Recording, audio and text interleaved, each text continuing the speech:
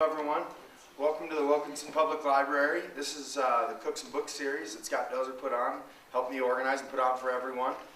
We're here every first Tuesday of every month, at noon, and we're having chefs pick out cookbooks from the library and do a little cooking demonstration and show everyone how to make some stuff and have some tastes. Today we're especially lucky we got Chef Brady Pitt, and he's going to help us understand and learn a little bit about sushi. One of the things that's really exciting about what he did today is everything he's going to make today is stuff that you can get at a grocery store. So we had some of the stuff, but you can get everything we got here today at City Market in Montrose. Most of the stuff you can get at the grocery store in town here. So, yeah. But it's kind of fun to do something like this with, without, extremely exotic ingredients, stuff that we can all do at home. So that being said, Brady, why don't you let us see your stuff? Sounds good. Thanks, bud. All right, today I'm just going to touch on a couple basic things of how you can make sushi at home.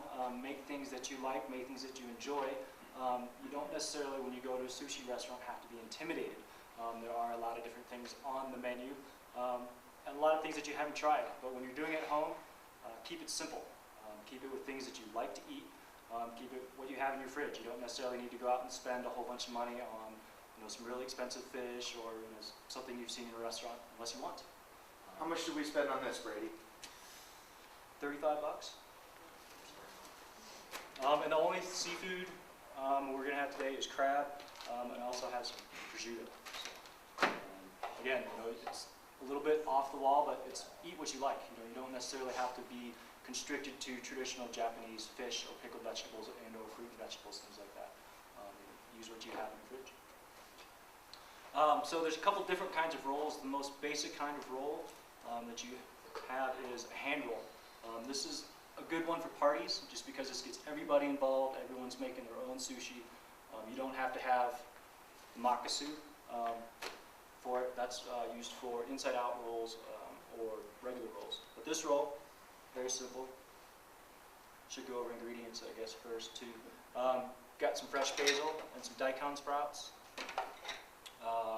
Carrot, red pepper, chiffonade snow peas, some jalapeno for spice, some avocado, and red pear. So throughout the different rolls that we make today, we'll go through these different ingredients.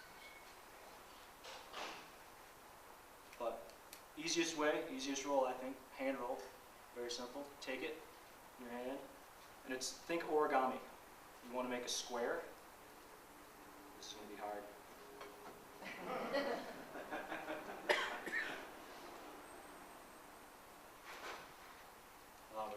Square and corner to corner. Can you talk a little bit about the rice? Certainly. The rice is very sticky. No, the rice is it's an integral part of sushi. You can start either in a steamer and or you can cook it on the stove. I find it's a little bit easier in the steamer, just for the fact of you can set it and forget it. You want to use a sushi vinegar. It's a little bit different from just the regular rice wine vinegar, in that it adds a little bit of sugar and salt in it, so it's a little bit sweeter. So if you don't want to go out and buy the sushi vinegar, you can use a little bit of rice wine and sugar and salt. You want to season it with, as you first bring it off, so as it's steaming, the vinegar is infused into the rice. It just gives a little bit more flavor, and it also helps with the starchiness of the rice.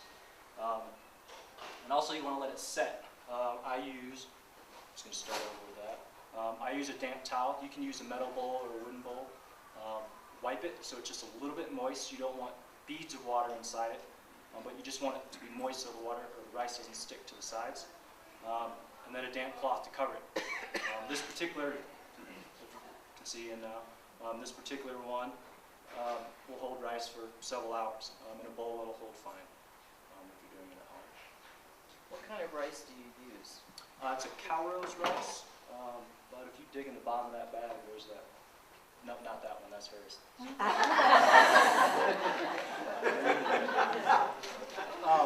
a cow rose rice. It's a fatter grained rice, and it's specifically sticky. It is for sushi. And depending, I would say it's the best rice for it. This is maybe a rice that you bought by mistake one time because you just ran and grabbed some rice and you weren't paying attention. No, we have 5 pounds of it in the basement. My husband There you go. Now you've You're got some halfway sushi there. rice. And it's easy. It's got simple directions on the back. You can either use a steamer or on the stove. Does that answer your question about rice? And what you see me doing now is it's fluffing the rice. As it settles, it compacts a little bit, and this just loosens it up using a damp towel. That's what you can use your damp towel for.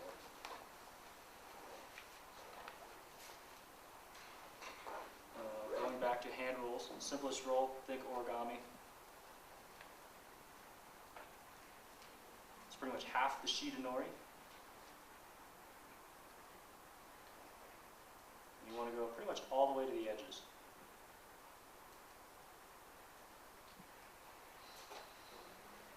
Flip it. So you want to take this corner to this corner, and that provides your roll.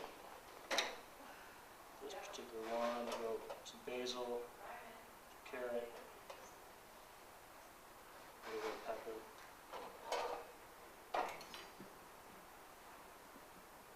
Avocado. And again, think corner to corner. There we go, so you can see. And continue to wrap around. And this is the easiest one to do, just as a group. It doesn't take a lot of skill. Everyone can kind of have fun and learn and enjoy it just by making the handles. They're easier. You can't really overstuff them. As some of the rolled rolls, if you've made them before at home, they're very easy to overstuff.